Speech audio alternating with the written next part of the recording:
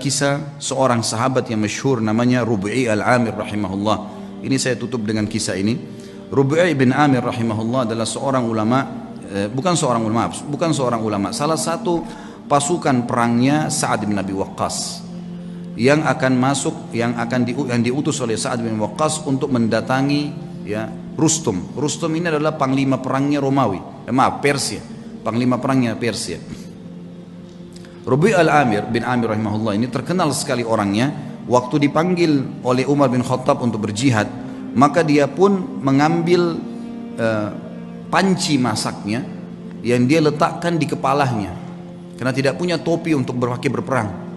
Panci masak dipakai jadi topi, kemudian pisau dapur dibawa untuk berperang. Dia tidak punya pedang. Dia nunggangi keledainya yang tua, ikut di pasukan. Oleh Amir Mu'minin Umar bin Khattab disuruh jalan. Subhanallah, Sa'ad bin Abi Waqqas waktu itu diutus pasukan oleh Umar bin Khattab dengan 30.000 pasukan menghadapi 240.000 pasukan Persia. Dan Persia kaget. Waktu mereka pun tahu 240.000, mereka tidak mundur sedikit pun. Maka Rustum ini ahli perang. Dia bilang, saya mau tahu dulu bagaimana sih kekuatan 30.000 itu, kok berani benar? Gitu kan? Seperti apa sih kekuatan mereka? Dikirimlah surat kepada Sa'ad bin Waqqas negosiasi. Datanglah 1-2 orang terus menerus negosiasi dan semuanya hampir sama perkataannya. Tapi yang paling pertama datang adalah Rubi'i bin Amir rahimahullah radhiyallahu anhu. Sahabat Nabi yang mulia ini datang dengan keledainya. Gitu kan? Dia bawa pisau dapur dan ada tombak yang dia pinjam dari temannya. Dia datang, begitu tiba di istana, kata Rustum, buat dia tidak masuk ke istana kecuali sudah hormat dengan saya, dan hiasi semua istana ini dengan emas. Semuanya, pintu gerbangnya hiasi dengan emas, semuanya taruh harta-harta gelimpangin gitu. Buat mereka mau tahu gila harta enggak ini? Semuanya, bantal-bantal semua singgasana hiasi dengan emas, semuanya taruh emas, geletakin emas di sana sini. Dibuat semewah mungkin. Waktu datang Rubi'i radhiyallahu anhu, begitu melihat kejadian tersebut, dia turun dari keledainya, lalu dia mengatakan, bagaimana dengan undangan kalian? Kata mereka, kau tidak bisa masuk kecuali kau harus menghormati Rustum. Mengatakan, wahai Rustum yang terhormat, saya pamit mau masuk. Kata Rubi'i, saya tamu dan saya yang harus dipamiti untuk masuk, bukan saya yang pamit. Lalu Rubi'i melihat di situ ada tikar permadani, di atasnya banyak emas.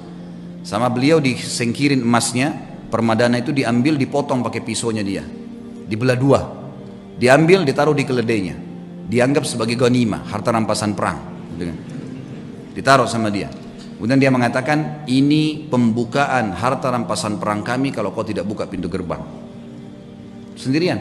Dan Rubi'i ini perlu anda tahu, orangnya pendek, kecil, bukan orang yang tinggi kekar. Orang-orang Persia waktu itu tinggi besar, kekar-kekar semuanya.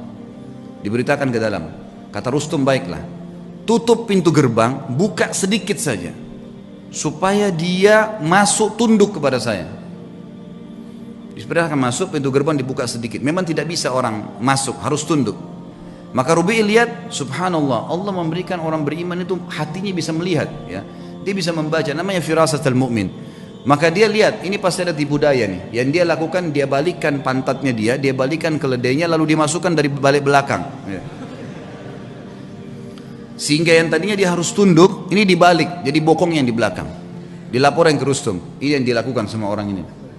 Malah sekarang dihinain. Lalu dia naik keledainya, dia jalan. Subhanallah, tuh dia jalan, dia tidak turun dari keledai. Keledainya dimasukkan di istana Rustum dengan karpet-karpet yang mewah. Pisau dapurnya dipakai, bolong-bolongin bantal tuh semua, bantal-bantal yang mewah.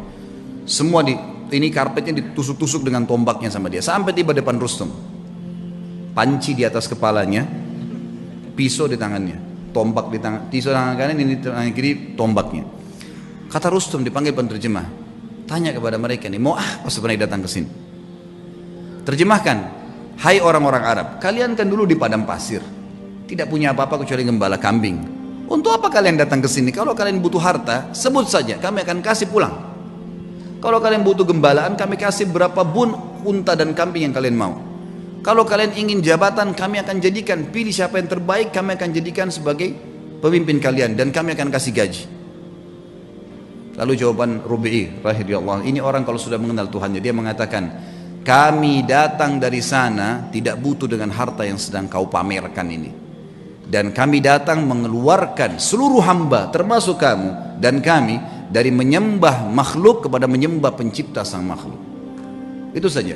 Kalau kau patuh, maka kau dengan kerajaanmu kami akan pulang. Hukum Allah. Berhenti menyembah, karena waktu itu raja mereka Kisra dianggap Tuhan.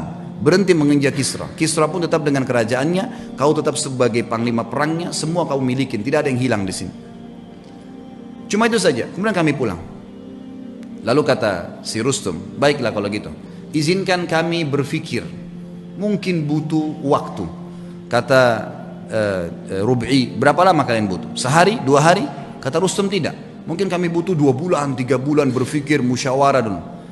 Kata Rub'i, saya hanya kasih kalian waktu maksimal 3 hari, karena pemimpin kami Nabi SAW mengizinkan musuh berfikir 3 hari maksimal, tidak boleh lebih daripada itu.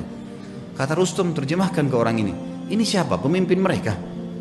Kata Rub'i, terjemahkan, kau pemimpinnya? Dia bilang bukan, saya pasukan yang paling di belakang gitu. Saya ini pasukan yang paling biasa, prajurit yang paling biasa. Kata Rustum, terjemahkan lagi, kenapa kok kau bisa ambil keputusan begitu? Dia bilang, dijawab sama dia, karena agama kami mengajarkan dari pemimpin muslim sampai masyarakat biasanya keputusannya satu.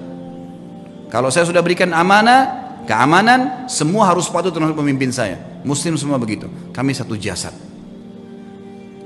Kata Rustum, baiklah, izinkan pulang orang ini. Begitu diizinkan pulang, kata Rustum, tulis surat kepada Kisra, ini yang sedang kita hadapin nih, semuanya 30.000 manusia yang kayak gini nih.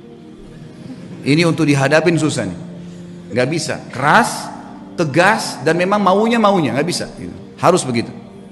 Tidak ada jalan lain, urusan tangan anda, berperang atau kita mengalah saja, ini gak bisa. Karena Kisra gak berhadapan sama pasukan muslimin, dianggap kuat, udahlah pasukan, perang aja, lawan gitu kan. Ini kasihan terjadi peperangan tentunya, tapi yang kita ambil pelajaran bagaimana Rub'i radhiyallahu anhu, teman-teman. Orang kalau mengenal Allah, harta jadi kecil buat dia, ya. Semua apapun yang Allah haramkan ditinggalkan, seindah apapun itu. Berapa banyak kisah tadi yang kita sebutkan, anak muda yang meninggalkan perzinahan dengan menaruh kotoran di bajunya, berapa macam orang-orang soleh yang sudah kita sebutkan kisahnya. Yang jelas yang kita simpulkan teman-teman sekalian, berhubungan dengan Rabbul Alamin, sering komunikasi dengan dia sebagaimana dia sudah ajarkan kepada kita semua. Mau keluar rumah ada doanya, mau masuk rumah ada doanya, mau makan ada doanya, habis makan ada doanya. Doa itu apa? Komunikasi dengan Allah.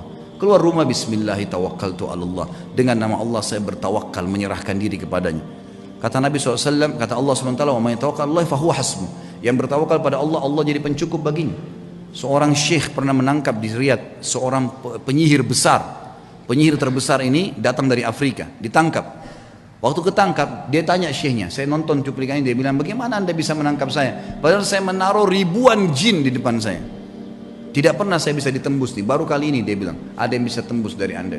Dia bilang, karena kamu bodoh dan kamu tidak mengerti. Kalau saya keluar dari rumah saya tadi, saya membaca apa yang diajarkan oleh Rasulullah SAW, Bismillahirrahmanirrahim, saya bertawakal kepada Allah, dengan nama Allah saya tawakal kepada Allah, la haula wala quwata illa billah, tidak ada yang kekuatan kecuali milik Allah. Dan saya yakin dengan doa saya, dan kata Nabi SAW, siapapun yang membaca doa itu pada saat keluar rumah, semua syaitan yang menemuinya akan berkata, orang ini tidak bisa kita ganggu karena Allah sudah lindungin. Itu sebabnya saya bisa tembus kamu. Bukan cuma itu, saya akan laporkan kamu dan kepala kamu akan dipenggal karena kamu seorang penyihir. Ditangkaplah penyihir tersebut, teman-teman sekalian. Hubungan dengan zat sang pencipta yang maha kaya, menciptakan semuanya, itu adalah hubungan yang paling baik. Maka jalinlah hubungan yang baik dengan Allah, maka Allah akan baikkan semua. Sebagai penutup kata-kata saya, kata Nabi SAW, siapapun yang berbuat perbuatan yang Allah ridha, Allah cintai perbuatan tersebut, Allah akan buat semua makhluk mencintainya. Dan kalau seseorang berbuat perbuatan yang buruk yang Allah benci, maka Allah akan buat semua makhluk akan membencinya. Kata kuncinya kembali kepada Allah Subhanahu wa taala. Allahu a'lam.